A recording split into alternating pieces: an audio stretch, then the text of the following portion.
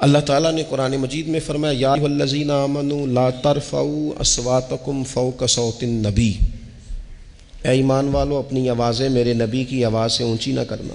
یاد رکھیں بڑے احترام سے، وہاں تو ذرا سانس بھی بندے کو آہستہ لینی چاہیے، ادب سے۔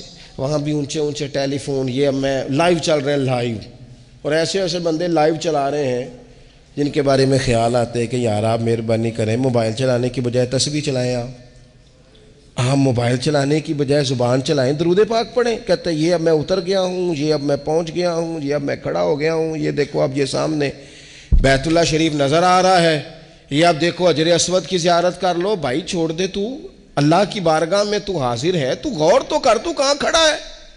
اور پھر حضور کے روضہ انور پر تو فون ملائے گا، تو باتیں سنائے گا، تو کہانیاں سنائے گا۔ کیا خوبصورت کسی شاعر نے کہا تھا، اس نے کہا تھا زائر کوے جنا آہستہ چل۔ مرحوم حاجی حنیف نازش کہنے لگے زائر کوے جنا او آہستہ چل، دیکھ آیا ہے کہاں، ذرا آہستہ چل، حاضری میں ہے ملک 70,000، قدسیوں کے درمیان آہستہ چل۔ قدسیوں کے درمیان تھوڑا آہستہ، تھوڑے احترام، تھوڑے اکرام، تھوڑا سا ذائقہ۔ یہ آیت جب نازل ہوئی نا تو حضرت صدیق اکبر رضی اللہ تعالیٰ عنہ حضور سے اس طرح بات کرتے تھے جس طرح کان میں سرگوشی نہیں کی جاتی، ڈر آتا تھا کہیں اعمال نہ ضائع ہو جائے۔ حضرت عمر اتنا آہستہ بولتے تھے اس آیت کے بعد کہ حضور کو پوچھنا پڑتا تھا کیا کہا آپ نے؟ صحابہ حضور کے دروازے پہ جاتے تھے تو یوں دستک نہیں دیتے تھے، یوں ناخنوں سے ہلکا ہلکا، کہیں اے پائے نظر ہوش میں آ، یہ کوہ نبی ہے، آنکھوں سے بھی چلنا یہاں بے ادبی ہے۔ حضرت عمر بن عاص رضی اللہ تعالیٰ عنہ جلیل القدر صحابی ہے۔